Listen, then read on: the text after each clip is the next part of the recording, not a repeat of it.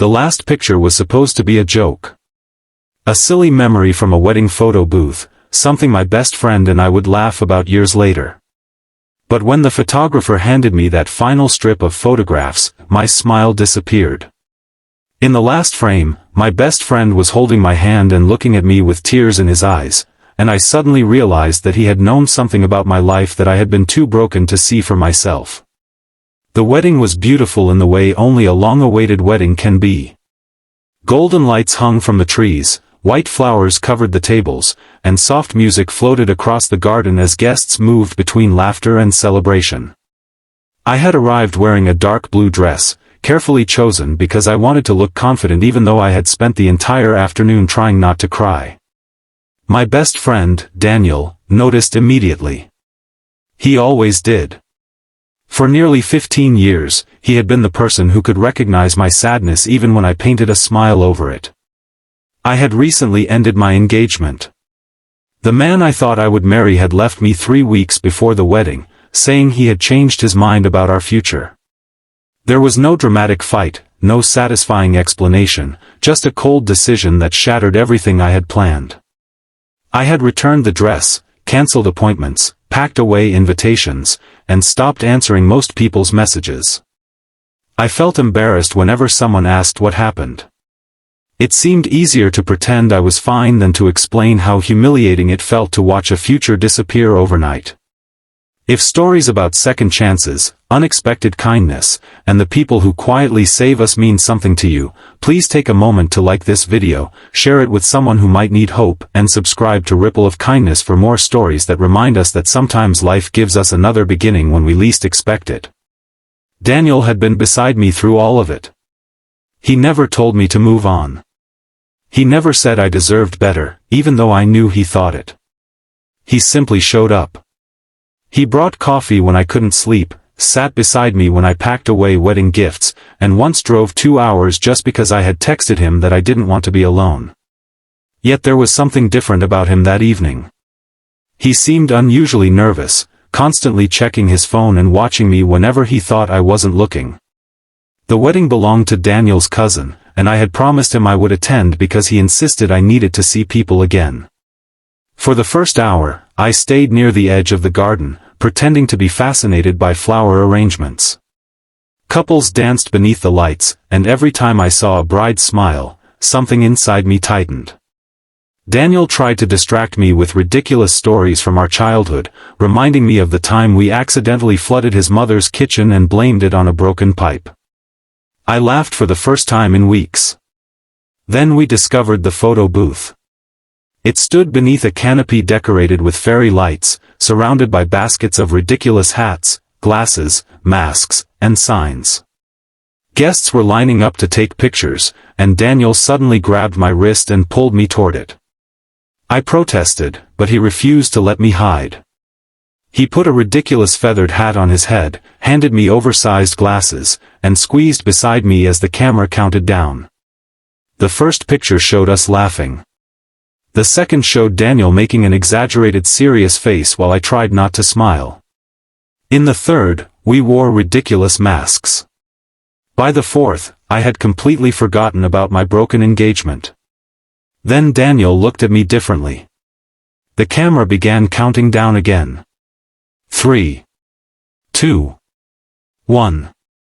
He reached over and gently removed the silly glasses from my face. The flash went off. I didn't understand why he had done that. He simply smiled and pressed the button for another picture. This time, he took my hand.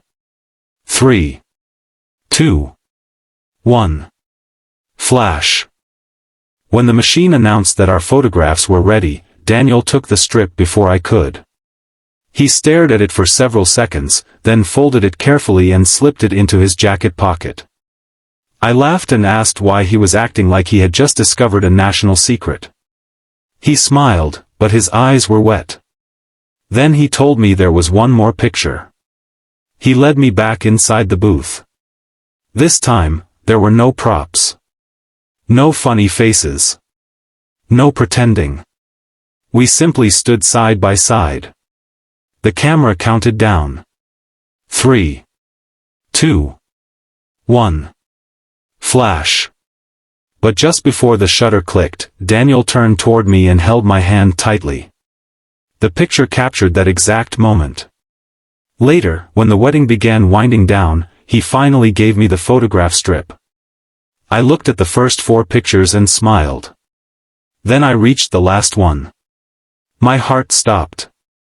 On the back, Daniel had written a sentence in small handwriting: "When you look at this picture, remember that someone chose to stay."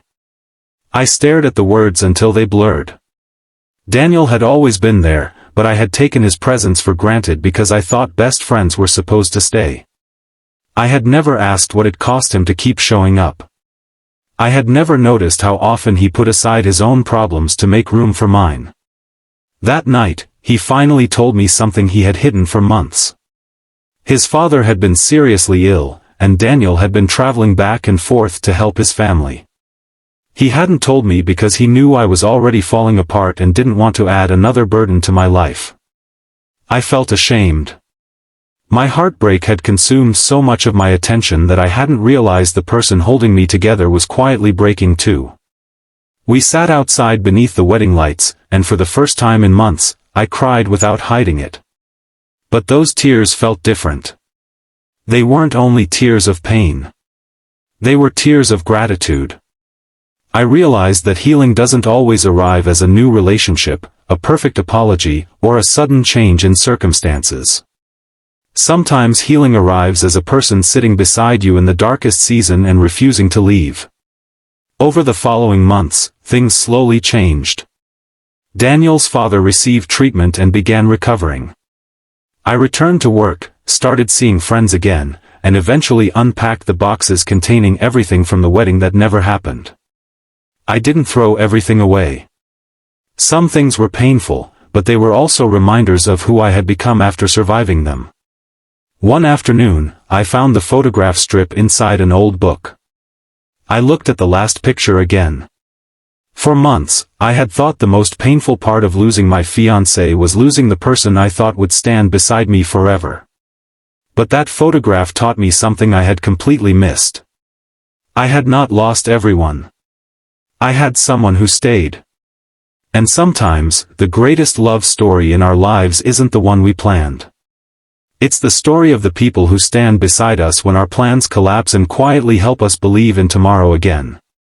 Years later, that photograph still sits inside the frame on my desk. The picture isn't perfect. My hair is messy, my eyes are tired, and Daniel isn't smiling at the camera.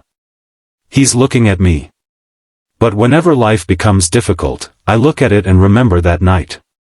The last picture wasn't a picture of 2 best friends at a wedding. It was a picture of a promise. A promise that even when life changes without warning, even when someone walks away, even when the future we imagine disappears, we are not necessarily alone. If this story touched your heart, please like the video, share it with someone who has quietly stood beside you during your hardest days, and subscribe to Ripple of Kindness. Sometimes one small act of kindness can become the reason someone keeps going. And before you leave, comment below, "Someone stayed for me." Because somewhere out there, someone may need to read those words tonight. And maybe, just maybe, they will realize that their story isn't over. Sometimes the last picture doesn't capture the end. Sometimes it captures the moment we finally discover who was there all along.